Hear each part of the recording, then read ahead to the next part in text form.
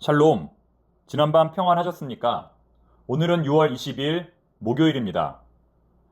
26년 만에 더위라고 하지요. 어제 서울에는 폭염주의보가 발효되었습니다. 수시로 물을 충분히 섭취하시고 무더운 오후에는 되도록 활동을 삼가하시기 바랍니다. 새벽 시간과 저녁 시간을 이용하여 몸과 마음의 건강을 유지하시기 바랍니다. 이 시간 주시는 하나님의 말씀은 열왕기하 1장 9절부터 18절까지입니다. 오늘 본문에는 세 종류의 사람이 등장합니다. 어떤 사람들인지 함께 살펴보고 우리는 이 중에서 어떤 경우에 해당이 되는지 함께 생각해 보는 시간을 갖도록 하겠습니다. 첫 번째 종류의 사람은 남이 시키는 대로 하는 사람입니다. 첫 번째 종류의 사람은 남이 시키는 대로 하는 사람입니다.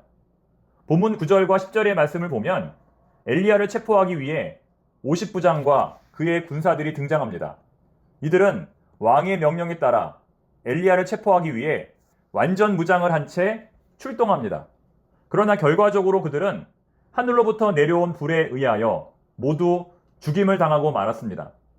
대체 왜 이들은 이러한 비극적인 일을 겪어야 했을까요? 그것은 스스로 생각하여 판단하지 않고 남이 시키는 대로 했기 때문입니다. 분명하게 말씀드리지만 우리는 AI도 아니고 로봇도 아닙니다. 우리는 인간으로서 무슨 일이든지 스스로 판단하고 결정하고 책임져야 할 자유의지를 가진 존재들입니다. 물론 군대나 직장 같은 경우에는 스스로 판단하여 결정한다는 것이 사실상 불가능합니다. 대부분의 경우 윗사람이 시키는 대로 해야 합니다. 하지만 그럼에도 불구하고 우리의 인생은 우리의 것이기 때문에 그 결정에 대한 최종적인 책임은 스스로 져야 하는 것입니다. 일단 우리는 본문에서 아하시아가 선지자 한 사람을 데려오는데 왜 이렇게 많은 사람들을 보냈는지 생각해 보아야 합니다. 아마도 그것은 그가 순순히 따라오지 않을 경우 그를 강제로 끌어오기 위해서였을 것입니다. 그만큼 엘리야에 대한 강한 적개심을 가지고 있었다는 말입니다. 그러므로 왕의 명령을 수행하는 50부장은 이러한 왕의 태도가 과연 올바른 것인지에 대해서 한번 생각해 보았어야 합니다. 엘리야를 데리러 간 50부장은 대체 그에게 뭐라고 말했을까요? 9절 말씀 보시기 바랍니다. 이에 50부장과 그의 군사 50명을 엘리야에게로 보내매 그가 엘리야에게로 올라가 본즉 산 꼭대기에 앉아 있는지라. 그가 엘리야에게 이르되 하나님의 사람이여 왕의 말씀이 내려오라 하셨나이다. 50부장은 산 꼭대기에 앉아있는 엘리야를 향하여 뭐라고 말했습니까? 하나님의 사람이여 왕의 말씀이 내려오라 하셨나이다. 우리는 과연 이 말이 엘리야를 향한 정중한 태도의 말인지 아닌지를 판단해 보아야 합니다. 공동번역 성경은 이렇게 번역합니다. 하나님의 사람이여 당장 내려오시오. 어명이오. 무슨 말입니까? 50부장은 엘리야를 마치 범죄자처럼 취급하며 윽박지르고 있다는 것입니다. 특히 본문 9절에서 이르되라고 번역된 히브리어 예다베르는 거듭 말한다는 뜻을 가지고 있습니다. 즉 하나님의 사람이여 당장 내려오시오 어명이오라는 말을 50부장이 한 번만 한 것이 아니라 수십 차례 반복함으로써 엘리야의 감정을 자극하고 있었다는 것입니다. 50부장 역시 아하시아 왕처럼 엘리야에 대한 경멸의 자세를 취하고 있었음을 우리가 알 수 있는 것입니다. 저는 이들의 태도를 보면서 누가 생각이 났냐면 예수님을 십자가에 못 박았던 로마의 병사들이 생각이 났습니다. 그들은 자신들이 무슨 일을 하는지 전혀 모르고 있었습니다. 그저 명령받은 대로 했습니다. 그러나 그렇다고 해서 그들의 죄가 면제받는 것은 아니었습니다. 직업윤리라는 말이 있습니다. 직업윤리란 직업인으로서 마땅히 지켜야 할 도덕적 가치관을 말합니다. 다시 말해 아무리 먹고 사는 것과 긴밀한 관계가 있다 할지라도 죄 짓는 것을 합리화할 수는 없다는 것입니다. 물론 우리가 세상을 살다 보면 어쩔 수 없이 죄를 짓는 경우들이 있습니다. 나의 의지와 상관없이 어쩔 수 없이 죄를 짓는 경우들이 있습니다. 그러나 우리 성도들은 그러한 경우에도 죄를 짓지 않도록 노력해야 합니다. 본문에 나오는 두 번째 종류의 사람은 아무것도 깨닫지 못하는 사람입니다. 첫 번째 50부장이 죽은 뒤에 두 번째 50부장이 엘리야를 체포하러 왔습니다. 이 사람은 오늘 본문에 나오는 3명의 50부장 중 가장 어리석은 사람입니다. 첫 번째 50부장보다도 더 어리석은 사람이 바로 두 번째 50부장이라는 것입니다. 왜 그럴까요? 첫 번째 50부장은 그야말로 처음이기 때문에 실수를 할 수 있습니다. 그러나 두 번째 50부장은 이미 한 번 경험했기 때문에 같은 실수를 반복해서는 안 됩니다.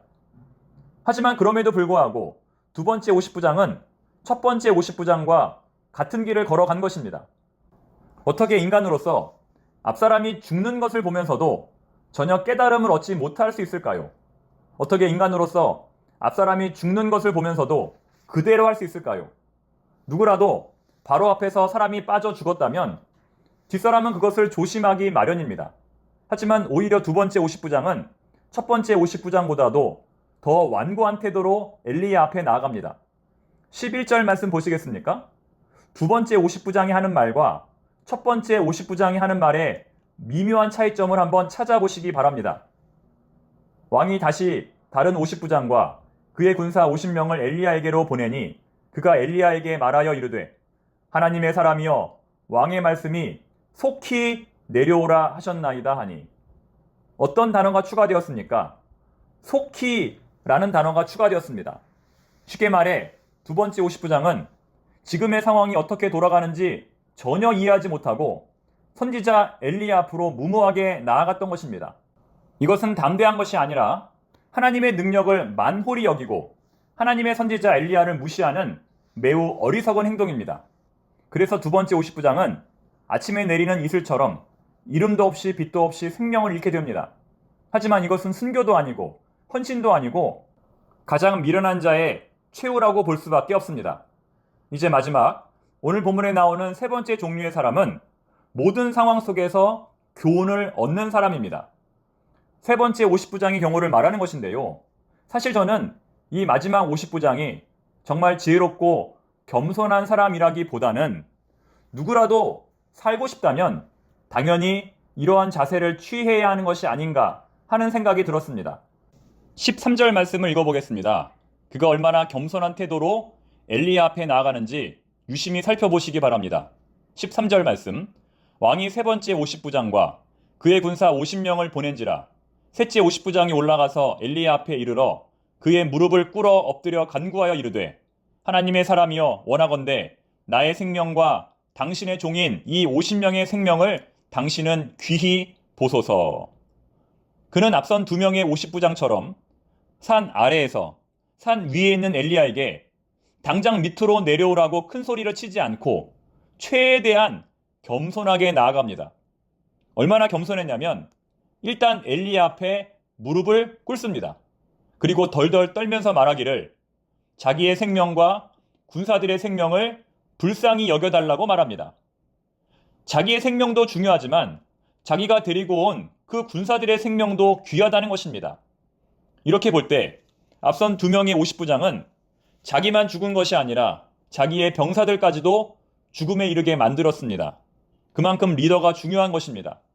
이처럼 세 번째 50부장은 왕의 명령에도 불구하고 스스로 판단하고 결정을 함으로써 자기의 생명뿐만 아니라 병사들의 생명까지도 구원받게 한 것입니다. 또한 신하로서 자신이 감당해야 할 임무까지 완벽하게 수행한 것입니다.